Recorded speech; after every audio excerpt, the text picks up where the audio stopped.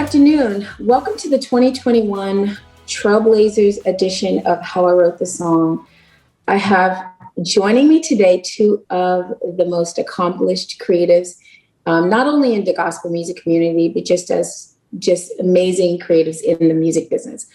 We have Sarah the Baptist that is going to start the conversation, and then we'll follow up with my dear friend, as we call him, the GOAT, who will also join the conversation about the BMI's 2021 Song of the Year, 2020 Song of the Year, Deliver Me. What's so amazing about Deliver Me, there's two compositions that happened. Sarah recorded it in 2017 with Brandy. That was an R&B, really melodic song. And then 2 years later, Donald recorded it with Leandria Johnson, and it became a massive hit that charted for 44 weeks consecutively for 23 and peaked at number 2. So Sir, who is fairly new to BMI, I think he joined in 16 or 17. Welcome. Talk to us about Deliver Me. Again, I've had the pleasure through my connection with Donald to get to work with you closely over the past year. Super excited about what you have coming up. But talk to me about Deliver Me. Did you think it was a hit when you recorded it? And how did the concept come about?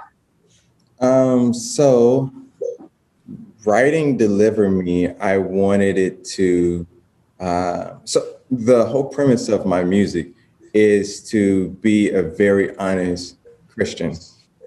And Deliver Me was my chance to tell a story that's kind of dark from my past about my sister being domestically, having domestic violence in the home. And it was a tough time for her and myself. But I was a little kid, so I couldn't really take up for her. And I said, well, here's my chance to speak on everything this church. I would be silly to not take a shot at taking up for my sister.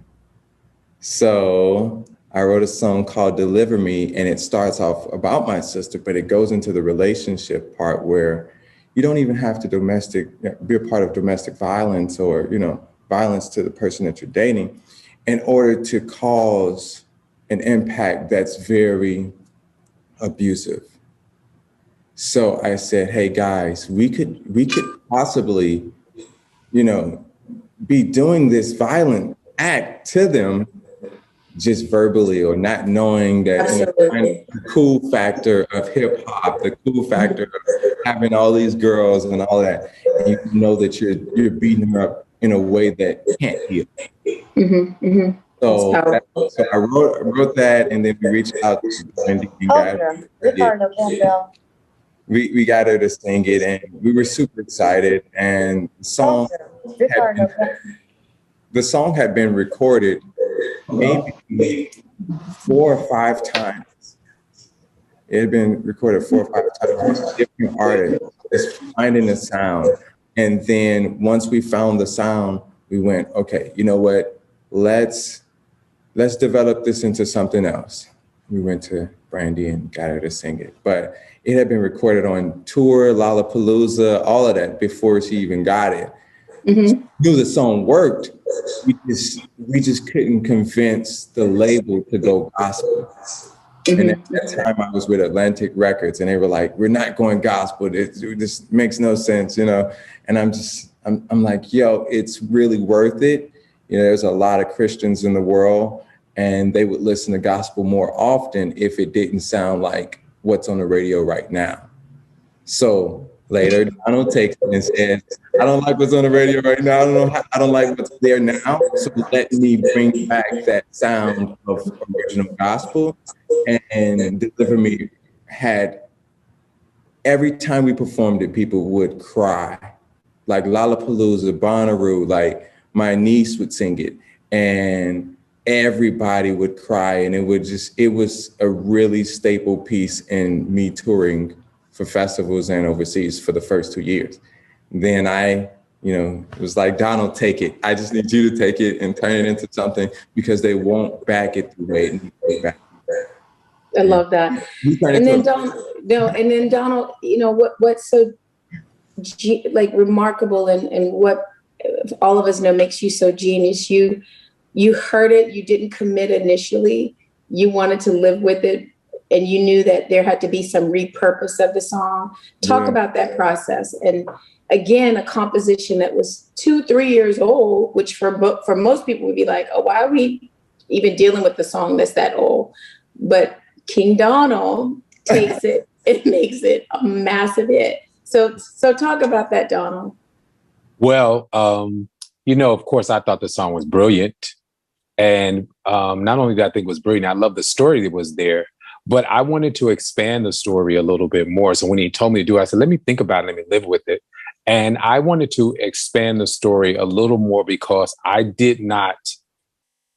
hadn't been around people who had been abused, at least physically. And I thought that if I could make some people own up to their own places where they needed to be delivered at, where they really took ownership to their own faults, it would expand the message even more. So as the lyric says, Lord, deliver me, all he seems to do is hurt me. I thought, hey, can we say, Lord, deliver me, all I seem to do is hurt me? Then we start thinking about all the ways that we hurt ourselves, whether it's not taking care of our health, our body, whether it's, which for me, I'm always saying overthinking. Overthinking can lead you to depression, and you have to like really quiet your mind. So just so many places that people hurt themselves that they don't really take ownership to. And of course, during this particular time, I was watching Leandria struggle. And I don't think that you can't be a Christian and not struggle with something. I think that that's just life. So I didn't look at her addiction as some kind of sin or something. It was just a struggle, it was medical. And I thought that if I could take the lyrics of this song, let her sing them where she's singing them back to herself, it would help her, because when we speak things, it puts memory maps on our brain and it rewires our brain a little bit. So the more she would sing that, it would make her, not necessarily that it was going to cure anybody right away or anything like that. What it would do is just make you think about it the next time. Every time you do it, you're going to think about what I did. So that was my reason. And then gospel structure with the song. I thought it was great the way it was, but I knew that in this particular field, it needed a chorus and a vamp. Gospel music always has a vamp, because in the vamp is really where gospel singers really completely tell their stories and give you the beginning, middle, and the end.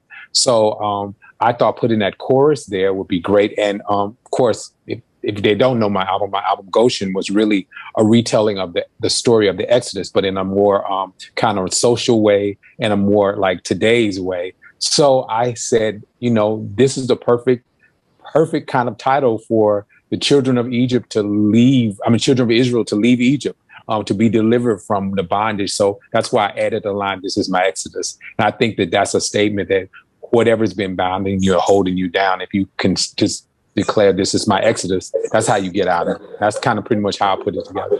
So prolific. And again, the narrative, the message didn't change. I think you guys delivered it from a different perspective and from a personal experience that really resonated with you, but still the feel of the song didn't change. One just felt more melodic and R&B. The other was just a massive, I think, call of action to your point, Donald, where everybody was able to really make it personal. What makes a great collaboration? Because I think sometimes in the hip hop community, it's a collaboration fest. It's 100 people on a song, or certainly way more than I think sometimes a song requires or needs. What's the optimum point for you, Donald, and then Sir, for collaboration? When do you seek a voice out? Donald, you clearly have had some of the best in the game, in my opinion, in your space. But what makes a great collaboration?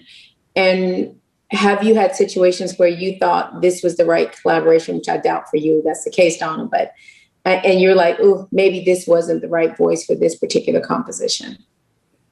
I think what makes a great collab is there's some type of chemistry there. I think you can feel chemistry even if you don't know a person. You just a vibration that you get from them. I think probably what makes ours so seamless and so effortless is something that I didn't know. I didn't know that Sir was a big Donald Lawrence fan as a young person.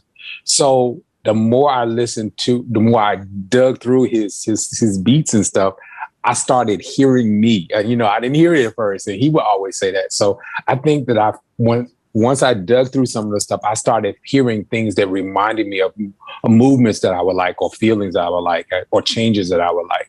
And so it made it really easy for us. So I think that there's always some type of a chemistry there that makes a great collaboration. And sometimes you may not know that it's there, but the more you dig into the person, you'll find out, oh, we got to connect here. And then it makes it really work, because you're singing in different languages, but at the same time, there's some consistency there. There's a line that connects you, and it doesn't make it feel forced or anything. Plus, we both are crazy. We just like live on the left side of the page, and I love that. We just live over there and just we're just gonna do art. Art in real time. It's an art. Sir, what about you? What makes a great collaboration for you? It's part mission, and then it's part like music. The mission part of it is this person has to be on the same page of what I'm trying to do in my culture.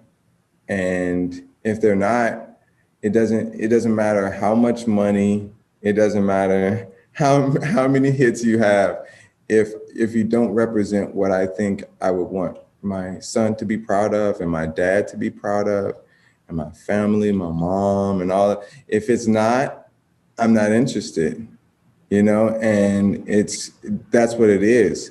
The other side of it, musically, oh my God, you have to be able to hear the impossible and be willing to jump at it, And one thing with Donald is like, I can bring him the most random thing, and he can hear himself inside of it, and create some sort of thing that I can't create. So he's become almost as a partner, a crutch for me, but also a blessing. Because like, there's no way I can hear some of the things he hears, and his knowledge and the time he has in creating, the maturity, all of that, right? So he's teaching me all of that. And then he helps me find the resolve. So like Deliver Me, in the beginning, it's about, all I do is hurt me. It's all he does is hurt me. And then at the end, she says, all I do is hurt me. But it was just one little piece at the end. The thing I think Donald brings to any composition, and that I look for when I'm partnering with someone in a song, find the spot that I'm missing, find what I'm not good at, and be willing to speak up and say it, and go get it, and know how to explain it, but also go get the sound. For me, Donald, I can bring an idea, Donald can mature it, and then give it a resolve. And while, I feel like he's more of a psychotherapy type of producer, because he's focusing on the mind and healing and all of that, right? Which you get Goshen 432 is in the hurt that's actually supposed to heal you. So I'm looking for all of that in a collaboration, because it has to last me the course of my life. And if it's just a song, if it's just a hit, just a moment, that's fine. I'm not really interested. But if it's going to contribute to a culture to where after someone has made 100 hits, this still hits, that's the person I want to work with. So Donald has been the epitome of someone I would want to work with. That was good. That was really good.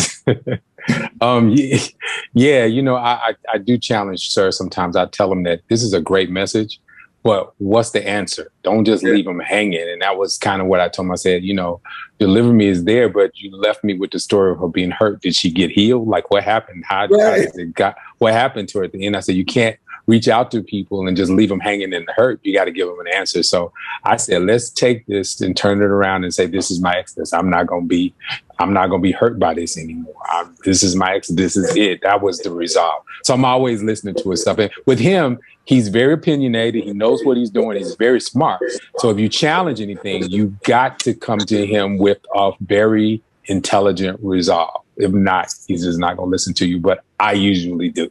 I usually have like, oh, that don't go like that. This is it. And this is why, you know. The mentor and the mentee. Yeah. Spoke, Yeah, no, this is why it's like that. When I say this is why, he'll get quiet and say, oh, I never thought about it like that. And then that's where we go. That's what we got, you know. No, it's such a beautiful process to watch the two of you. Sir, thank you.